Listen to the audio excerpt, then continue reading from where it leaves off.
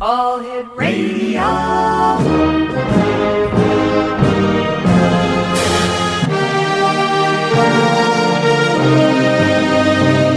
Welcome to the X Zone, a place where fact is fiction and fiction is reality. Now, here's your host, Rob McConnell.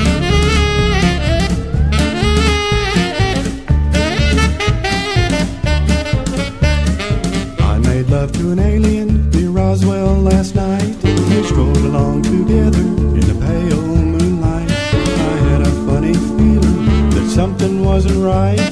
I made love to an alien last night. When she gripped my hand, I was feeling mighty fine, but her fingers with mine would not intertwine. When I bent down and gazed into her eyes, they were big as donuts and blacker than the sky.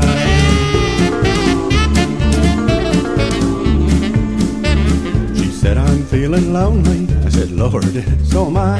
We'll stroll along together, but we won't question why. That ground beneath your feet, dear, is flashing red and white, and sprouting little mushrooms left and right. Then she threw me down and put me on my back. Welcome back to the X Zone, everyone. This is Rob McConnell. We're coming to you from our studios in Hamilton, Ontario, Canada, on the all-new X Zone Broadcast Network and the Talkstar Radio Network. Toll-free worldwide, 1-800-610-7035. That's 1-800-610-7035. My email address is xzone@xzoneradiotv.com. On MSN Messenger, xzoneradiotv@hotmail.com. And our websites, www.xzoneradiotv.com and www.xzonetv.com. Once again, X Zone Nation, if you can dig into your pocket to help out the people in Haiti, they can use any help that you can afford to spare in these very trying times. We're pointing everyone to the Red Cross, the Canadian Red Cross at www.redcross.ca. That's for our Canadian listeners. And for our U.S. good friends, www.redcross.org. That's www.redcross.org. My guest this hour is a gentleman who needs very little introduction to anyone who has ever heard of those famous three little alphabets, UFO. My guest this hour is Jim Hickman. He is a ufologist, researcher, author, speaker, and all-around good guy. His website is www.hickmanreport.com. And joining me now is Jim Hickman. And Jim, how are you doing, old friend? Rob, I'm doing fine. Thank you so much for that introduction. Well, you know what? Yeah, well, you and I go back years. Let's see. We go back about, actually, 17, 18 years. And, yeah, I've known you almost as long as I've known my wife. I'm not going to touch that one, Jim, but thanks for trying to hook me on that one, yeah. Over the years, Jim, have you seen a progression in the different types of UFOs that people have been reporting? Like, I remember the first type that I became aware of were the cigar-shaped or cylindrical type UFOs.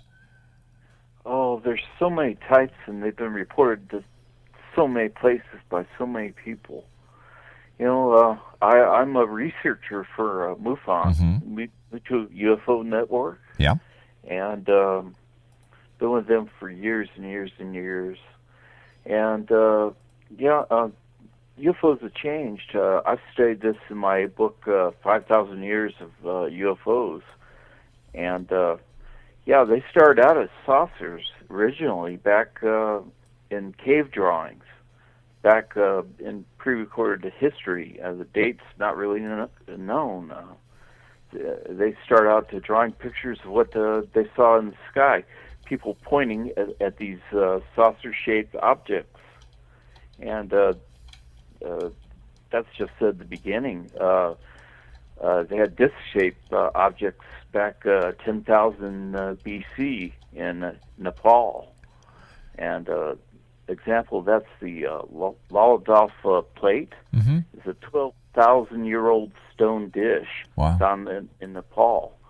and it has a disc-shaped UFO engraved on it, and a figure that represents, to some people, as a modern gray alien. And this is from 10,000 BC. And the first actual recorded sighting goes back to the Pharaoh Thutmose III in Egypt in 1,500 BC. He saw silent circles of fire and flying discs in the sky. And he thought it was so important that he had this recorded in stone in his in the pyramids.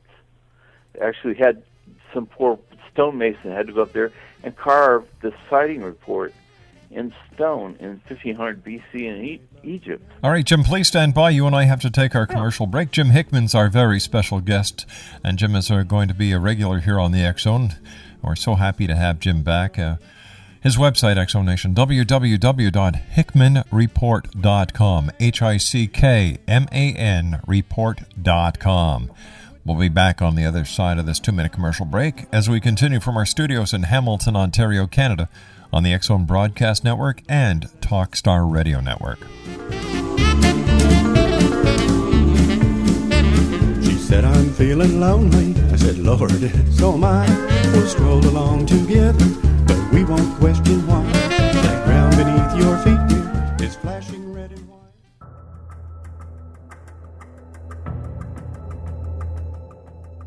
Modern Esoteric, Beyond Our Senses by Brad Olson, consummates the lifology story about where humanity originates. It is the lost continents, the primitive wisdom, the mythos of creation, and the rethinking of ancient history as we are taught in academia. There is much more to the story than what we have been told. As this is the first book in the Esoteric series, Modern Esoteric starts at the beginning of time and accelerates up to this modern age. Future Esoteric is book 2 in the series and takes a forward-looking position ahead of today with an open and honest examination of the ET issue and various unexplained phenomena. To discover the writings of author Brad Olson, visit www.bradolson.com. That's www.bradolson.com.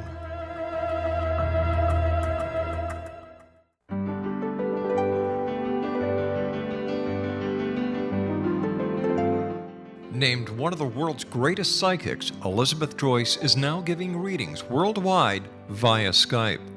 Elizabeth Joyce is recognized for her clairvoyant ability to help find missing persons, her analysis of dreams, past life regression work, mediumship, and her accurate predictions. Elizabeth has been a frequent guest on the X Zone radio show with yours truly, Rob McConnell, now for several years. For an appointment with Elizabeth Joyce, call 201-934-8986 or Skype at elizabeth.joyce. And for more information, you can always visit Elizabeth Joyce online at www.new-visions.com.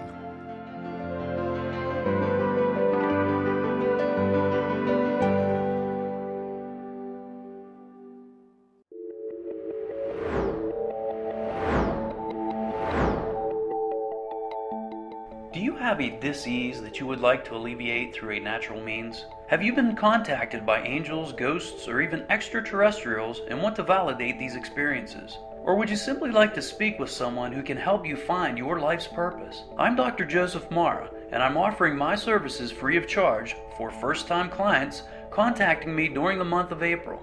These free consultations include angel card readings, guided meditations, life coaching, and energy healing. If you have always wanted to explore these types of experiences but were skeptical or simply could not afford them, then take advantage of this free special offer. Contact me through my website, aguidinglight, spelled LITE.com, to schedule your consultation today. Until then, I offer you love, light, and laughter.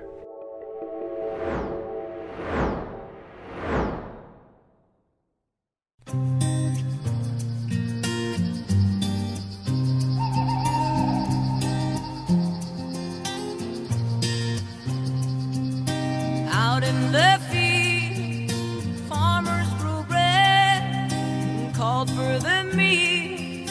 They took for the shed, then dark came to fall.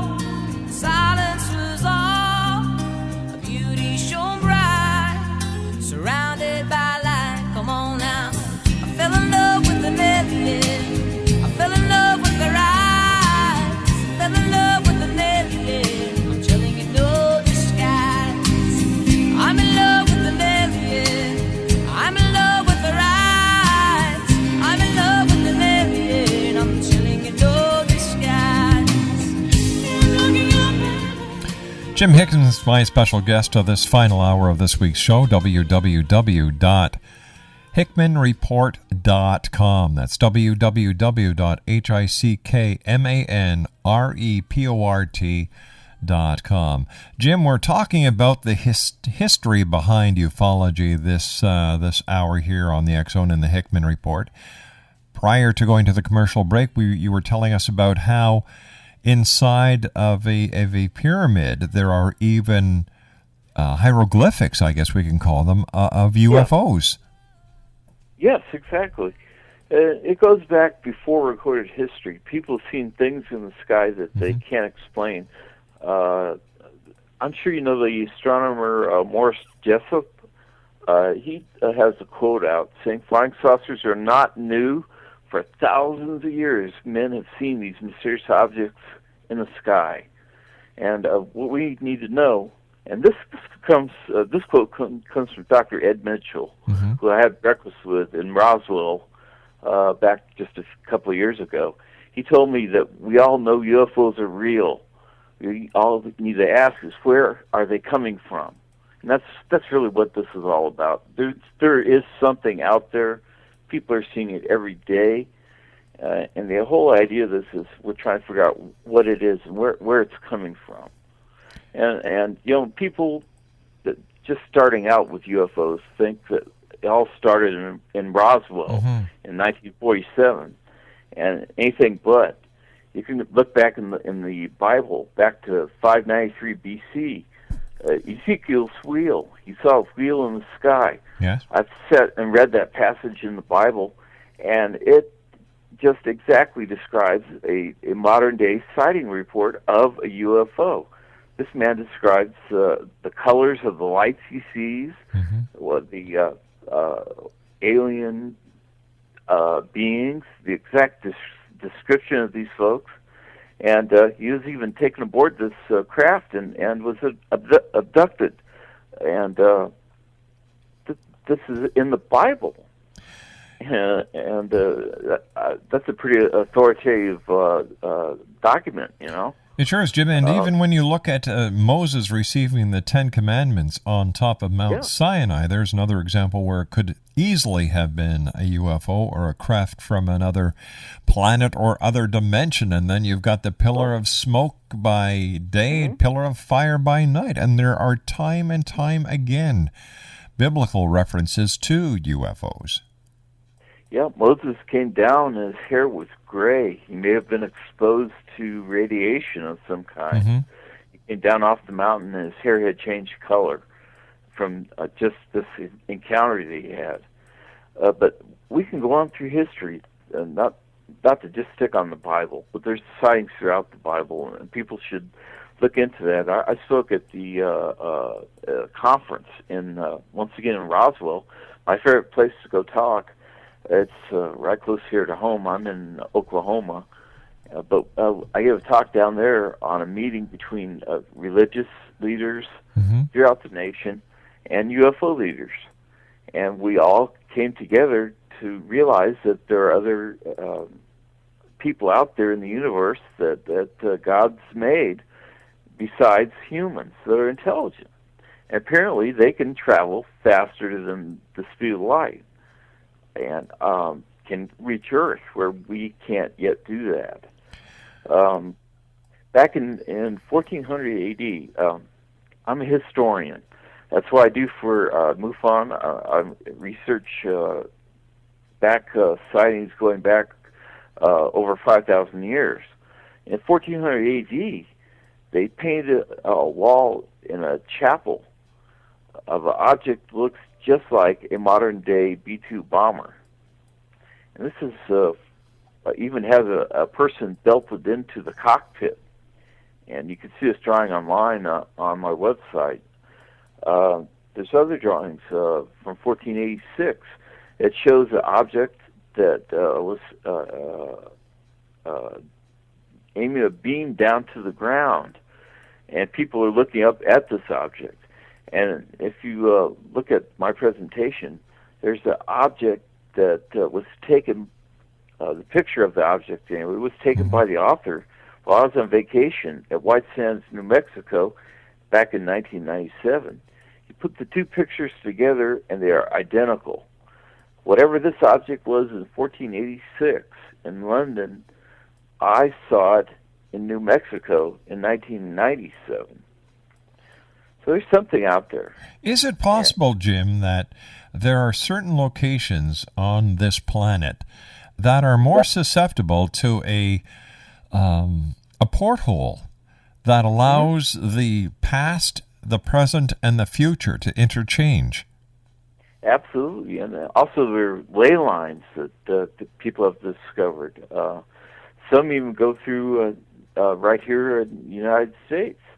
They go across the country and across the world, and for some reason these lines have major events connect directly to these lines. It's like a connect the dots kind of thing. Mm-hmm. And we can go on up to a little more modern age. I've been studying the 1890s for some reason the last 6 to 8 months. I did a show on the History Channel called Cattle Mutilations, and it's about a 1897 cattle mutilation and abduction by a flying object. And this occurred up in Kansas. Well, isn't that part of the great airship sightings that they had? Flap, yes. Yeah. That's what we call it in ufology, the 1897 airship flap. These objects are seen throughout the United States. They made the top of the news. They were seen across the country. Mm-hmm. People back at the time said these large airships were described as fast. They flew at night. They at the time they were reported, they called it a hoax or mass hysteria. And we won't mention what I think it actually was, but I studied enough through this. I got newspaper reports, eyewitnesses reporting this from Michigan, the Daily Journal from Battle Creek, Michigan, Friday, April 2nd, 1897.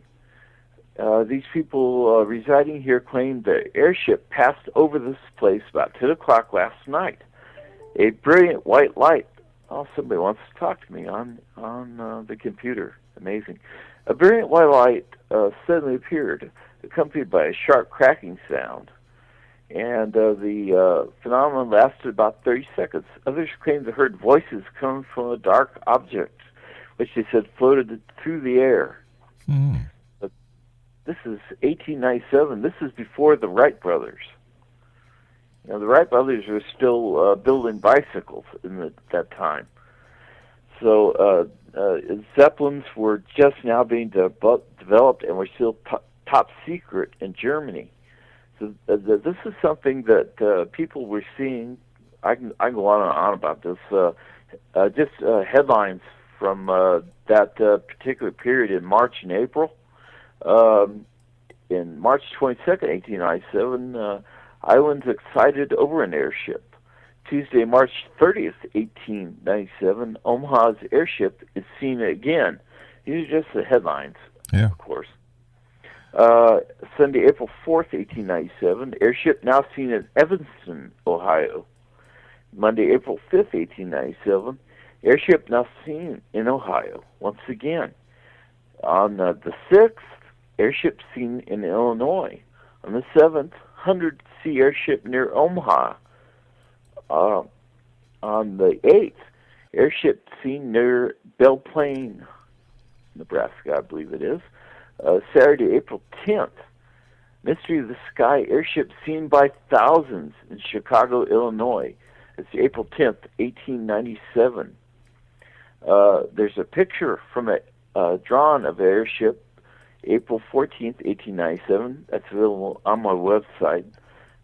This came from the St. Louis, Missouri Post-Dispatch. They had a huge flap of sightings, and this was throughout the nation. Once again, on April 10th, same day, egg-shaped when seen in Wisconsin, according to the eyewitness report here. Sunday, the 11th, the next day, 1897, California airship seen. On the 11th again, airship here again in Michigan. On the same day, it was seen in California and Michigan. So it's not the same object flying over. There's another sighting on the 12th in Michigan. One witness here describes this as the lower portion of the airship was thin, made of some white material like aluminum. The upper portion was dark, looked like a big cigar. So this comes into your ear, Rob, of a cigar shape, pointed in front and with some kind of arrangement to the rear to which cables were attached. The pilot pulled these and steered the course to the south to northeast. Well, we watched the light on the airship till it went east and then disappeared from view. I think some time will prove that this is no fake. I've lived here too long to try and fool people. I have no desire for notoriety, the witness stated. It is an airship, he put that in parentheses. And if you don't believe it, look at the picture and be convinced, he says. I could swear that I saw an airship. So can 3 other men here whose word stands well in this community. So, Rob, something happened in 1897 that was just incredible. Jim, stand by. We've got to take our commercial break with the news. When we come back, let's talk a little more and speculate on what that airship might have been. Jim Hickman's our special guest, www.hickmanreport.com. That's www.hickmanreport.com. We'll be back on the other side of this commercial break as we continue from our studios in Hamilton, Ontario, Canada, on the all-new X-Zone Broadcast Network and Talkstar Radio Network. I fell in love with their eyes, fell in love with the alien. I'm telling you, no disguise. I'm in love with the alien. I'm in love with their eyes. I'm in love with the alien. Are you considering calling a psychic to read your situation? Then consider David Champion, a psychic medium for more than 20 years with thousands of readings under his belt. David Champion will make you feel comfortable. He has proven to be honest and accurate. He's a straight shooter. There's no guesswork. What he sees is what you get. While he is a medium, most of the calls focus on relationships, not only love, but work, school, neighbors, and more. Need help with finding a job and preparing for the interview? Are you dealing with people who are obstacles in your path?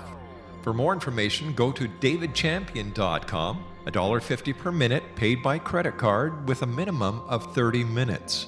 For your reading with David Champion, call 1-877-702-8598. That's 1-877-702-8598.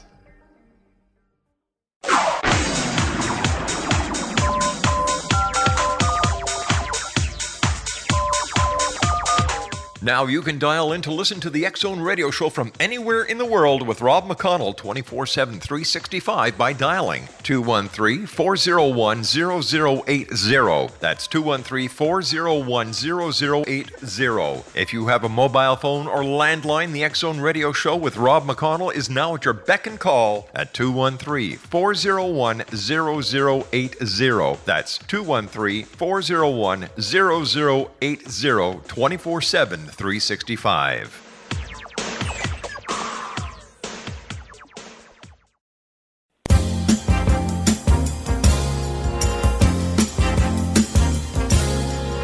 Would you like to ride in my beautiful balloon? Would you like to ride in my beautiful balloon? We float among the stars together, you and I. For we can fly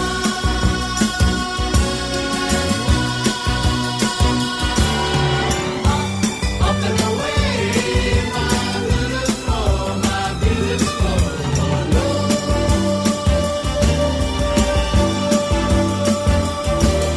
The world's a nicer place in my beautiful balloon.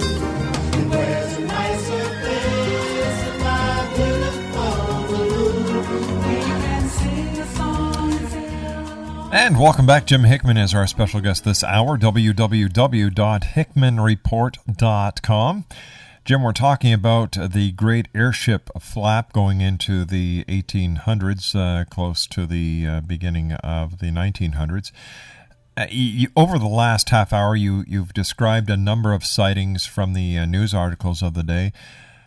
Jim, do you have any idea what they may have been seeing? Now, when it comes to the aspect of them seeing all UFOs, there was one story that you related to us where the witness saw a cable going to the back of this object, and when the pilot pulled, it maneuvered the craft. Now, if this was a UFO, the thought of a cable makes no sense. Well, I don't lay any claim that it was a UFO. It's just an unidentified flying object. Ah, okay. Okay, they had no idea what they were looking at. I'm not saying that in any way that it could be alien or unworldly or other dimensional. It's just an unknown. We don't know what it was. I don't think anybody really knew what flew over back in 1897. But can you make an educated guess, Jim? You've been studying ufology. You're a historian. Well, you betcha. I think we should probably go into Aurora. Aurora, Texas is really the answer.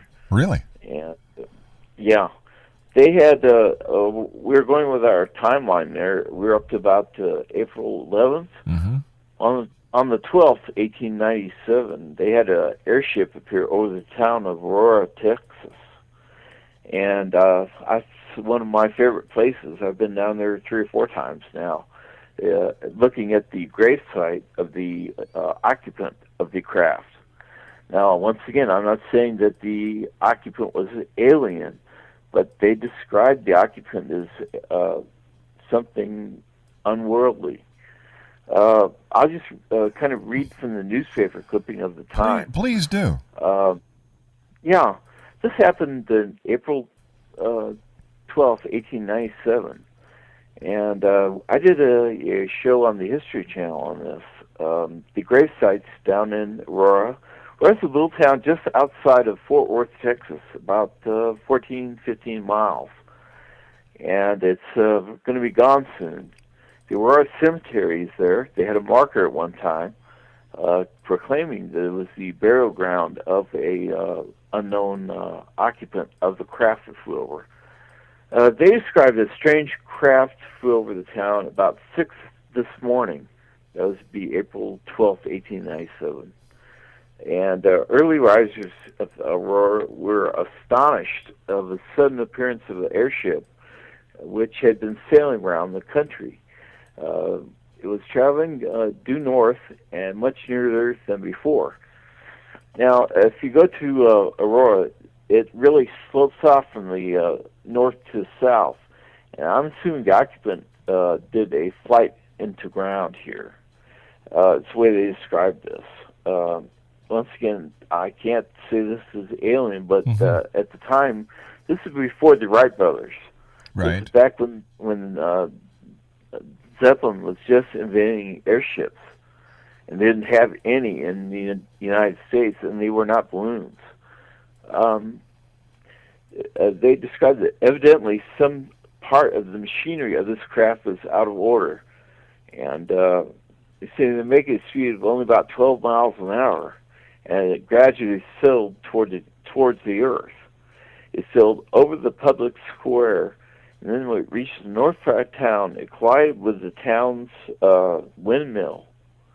And the debris was scattered over several acres of ground. There's a large explosion. This wrecked the windmill and the water tank and landed in the town judge's flower garden. That's where the craft ended up. I'll call it a craft. I have no idea what it was. Mm-hmm. This is what these books are describing from 1897.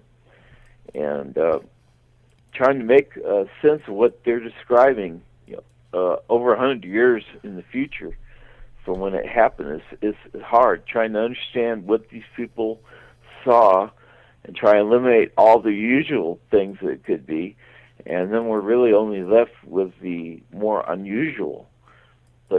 once again, the pilot of the ship was supposed to have been the only one aboard. His remains were reported as being badly disfigured, enough that he'd been pictured, but there were enough for them to show that this was not an inhabitant of this world. Now, people said this report is a hoax, and I thought, well, okay, maybe it was a hoax to make the town grow bigger and do something like Roswell, publicity stunt. Well, it didn't work at Aurora because the town, if anything, has shrunk. The poor town is, when I first was down there may have been 10 people there. But I noticed that as I went through town and went to the south end of town, all of a sudden it started looking more and more like a military base. I couldn't find out the United States Air Force had built a military base in Aurora and really hadn't really told anybody about it. And it was a top secret base used all the way through the 50s and then decommissioned in the 70s. Anyway, to go back and talk a little bit more about this, Mr. T.J. Weems of the United States Army Signal Corps, he was the service officer who arrived at the place, and he was an expert in astronomy. He gives his opinion that the pilot was a native of the planet Mars. Papers found on his person and were written in some unknown hieroglyphic, and according to him, they could not be deciphered. But Jim, going back into history, it was on November the 21st, 1783, in Paris, France, that the first manned flight was made in a hot air balloon. So why couldn't the Chinese go back further than that in history with balloons? So why couldn't these hieroglyphics? Here we go again with hieroglyphics, because this is what people in Roswell claim was on a piece of the craft, unknown symbols that resembled hieroglyphics. So what would happen if, like that we know for a fact has happened in recent time with the Fugos, where the Japanese have discovered that the air currents, the jet stream, goes across the Pacific, and bang, you've got a Japanese balloonist who is over the United States. Yeah, they used that during World War II. Right. Excuse me, my disease is kicking a little bit. It's been a rough day. I'm sorry. It's okay. But it could have been some kind of top secret aircraft that they were working on back in the 1890s that they didn't tell us about. It could have been something that a individual may have been inventing and out testing it at night. Because by the year 1818, Jim, the French had developed a number of different types of airships. So if you've got all these sightings taking place in the western part of the United States, here you've got people in the eastern, now this is just a theory, people in the east have these air shows going on. Air balloons decide to travel further out west. The people out west are unaware that these airships actually do exist. They see something in the sky they can't explain. Yeah, there's things flying. They had reports from Bermuda back in the 1880s, 1885, of triangular-shaped objects, not circular-shaped, not balloon-shaped. These are described as triangular-shaped. Wow. And it was seen by a general in the United States Army. And he thought that he thought that it might have been a balloon from France or England. But then he realized that the balloons that they had were balloon-shaped, and that what he saw was a squared-off triangle. So I think we're dealing with a lot of known objects. Probably 90 to 95% of everything that happened in the 1890s was known objects. Just like we're dealing with today with modern UFOs. probably 90 to 95, 98% of them are going to be something that's known. If folks step outside tonight and look to the east, you're going to see something pretty remarkable. You see a bright red object in the sky that you probably haven't ever noticed. But I'll tell you, it's going to be the planet Mars. But to a lot of people, they're going to look at that and say, gosh, I don't know what that is. And they're going to report it as something unknown. Mm-hmm. It's going to move across the sky, and it's going to be the brightest object in the night sky tonight. So once again, people can be confused. It's easy to get confused. And it's where the investigator comes in, where you have to eliminate all these objects. If you look at, the show that I helped produce, Ghost Hunters, they go in and they try to debunk everything that's possible, what it could be, what could it possibly be that's possible here on Earth. What part of this is unnatural and unknown to our science, put it that way. What part of that is in this sighting is truly unknown. And that's what we're dealing with, trying to find the true unknown. All right. Now, you said that when you were talking about Aurora, you basically said a publicity stunt like Roswell. Well, you know what I think about Roswell. I think you and I have pretty much the same opinion. Mm-hmm.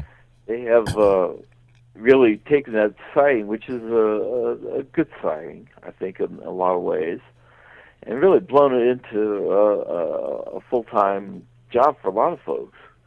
And I got to admit that they're trying their hardest to get people to come into the museum and tell whether they're spending their money, and it's a good thing. To their town, it's a good thing. And people can learn about UFOs at the UFO Museum. I've spoken there myself and had a live audience there and spoken to people. And they're wonderful folks there. And I'm not putting them down. I'm just saying that they use what's happened in their past to make money in the modern time. And other people are doing that too. Aurora's, Texas has set up a UFO stand down there, right on Highway 114. You go through town, and you can. They got a UFO occupant out front, sitting out there in front of their place.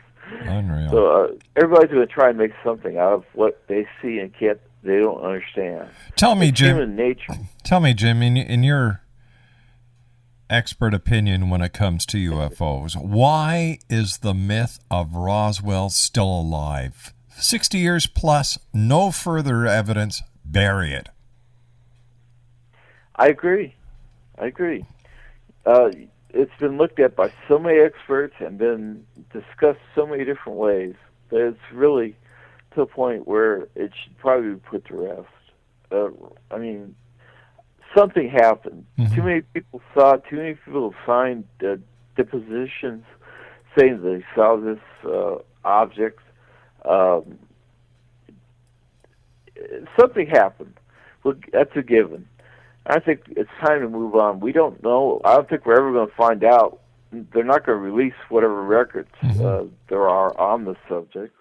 So it's time to move on. There are sightings happening today that need to be investigated. Look at the Stephenville, Texas case. Nobody's probably even heard of that case, and yet it's one of the biggest sighting cases we've had in years, going back to '97 before the Phoenix Lights.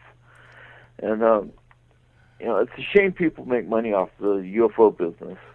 I feel bad myself that I'm in it myself because I have books. I make a percentage off of every book I sell. But hopefully I make my books information. They're not in the entertainment section. They're in reference sections of libraries. I've given my book out throughout to libraries throughout Oklahoma here to have them on their bookshelf as reference works. Jim, stand by. You and I have to take our final commercial break. Always great talking to our guest of this hour, Jim Hickman. www.hickmanreport.com. That's www.hickmanreport.com. My name is Rob McConnell. This is the X Zone. My email address is xzone@xzoneradiotv.com. And Jim and I will be back as we wrap up for this week in a couple of minutes as we continue from our studios in Hamilton, Ontario, Canada on the all-new X Zone Broadcast Network and Talkstar Radio. The world's a nicer place in my beautiful balloon. And where's a nicer place in my beautiful balloon? We can sing a song. With each new extreme weather event or terrorist act, it becomes increasingly obvious that we live in uncertain and challenging times. We all buy car insurance. Why not collapse and catastrophe insurance? Matthew Stein, an MIT-trained engineer and green builder, has written 2 outstanding books to help people prepare, plan for, and deal with everything from minor situations lasting a few days to full-on collapse. Matt's first book, When Technology Fails, is a manual for self-reliance, sustainable living, and surviving the long emergency. This massive book covers the gamut from first aid and emergency preparedness to alternative healing, renewable energy, primitive living skills, and 18th century technologies that could be critical to your comfort and survival in a long-lasting crisis. Matt's second book, When Disaster Strikes, is a comprehensive emergency preparedness handbook and survival guide. When Disaster Strikes is an essential item for every family's go bag. Both books are available at all usual sources. There's a wealth of totally free information posted at whentechfails.com, and author-signed copies may be purchased at mattstein.com. That's www.whentechfails.com and www.mattstein.com.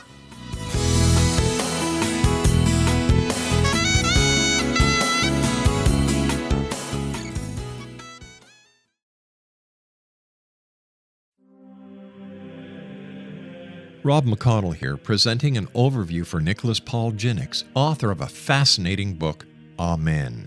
It presents facts revealed by Egyptologists, facts that enable us to understand why Amen is the beginning of creation of God. It provides recommendations for religious leaders of the major religions to unify their beliefs and teach the Word of God. Love one another.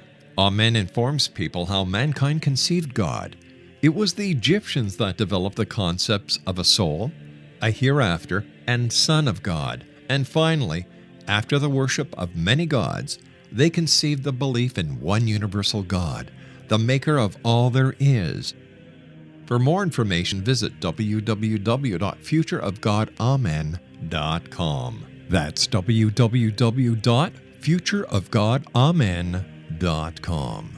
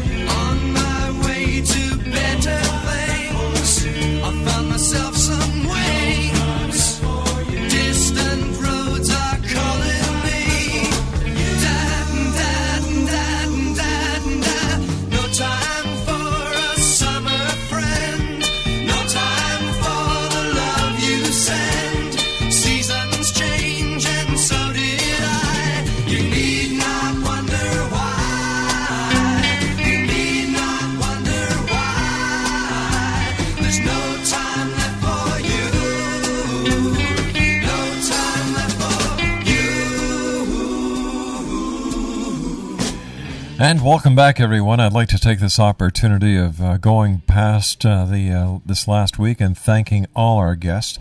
Start off the week with Jeff Knott, and throughout the week we spoke with Joel Garrow, we spoke with Rob Catlin, Philip Smith, Anthony Sylvia, Craig Grothy, Dr. Barry Pollock, Marilyn Zerby. Patrick Cook was my first guest this evening. Bruce Campbell Adamson, our second guest. Third guest, Joseph P. Farrell. And my guest this hour is my good friend, Jim Hickman. And Jim's website is filled with information, audio and video. Visit it. But be prepared to spend some time there. It's not one of these sites where you just go, oh, okay, yeah, and clip. You're going to be interested, you're going to be intrigued, and you're going to want to spend some time there. The website is www.hickmanreport.com. That's www.hickman, HICKMAN, report.com. Jim, we talked about airships very briefly, and I want to thank you so much for doing the history of UFOs with us tonight, because not very many people actually take the time to look back in time like you do as a historian. But when was the first cattle mutilation case, and is there a connection between the UFO flap in the 1800s and the first cattle mutilation case? Yes, there is, Rob. I'm not sure if I can get into it in the time we have, but... we'll use it as a teaser for the next time you're on with us. Yeah, it's going to take a whole hour. It's from 1897, and we recreated it on the In Search of TV show with Leonard Nimoy. Right. And you can watch that on my website. I have that available online. And that gives you a whole idea of what happened back then. And we've also got the UFO Files cattle mutilation episode up on the website. Got a lot of things changed in the last couple of weeks, and a lot more audio and video files are ready to get more information. Jim, I want to thank you so much for joining us. I know that you just got in from your day job. And you know you've been working hard. You're still recovering from your illness and your injury. So I want to thank you, buddy, for joining us tonight. It's always a great pleasure talking to you, Jim. And quickly plug your website. Okay. Well, hopefully I've got a good website here. If you want information on UFOs, all that, it's right there. There are links to MUFON, which is probably the finest UFO group out there in the world. My website is www.hickmanreport.com, and you can also go to MUFON.com and get your information on UFOs. All right, Jim, thanks very much, pal. Nice talking to you. Take care of yourself. Regards to the family, and I look forward to talking to you in a couple of weeks, again, here in the Hickman Report on the X-Zone. Well, that's it for tonight, everyone. I want to take this opportunity of thanking each and every one of you for allowing us to be part of your day or night, no matter where you are in this great big world of ours. Also like to thank my wife, who is my senior producer, the lovely Laura Rogers. We'll be back Monday night at 10 o'clock as once again we cross the time-space continuum to this place that I call the X-Zone. So until Monday night, have a super safe weekend, take care of each other, and always keep your eyes to the sky and your heart to the light. Good night now. I know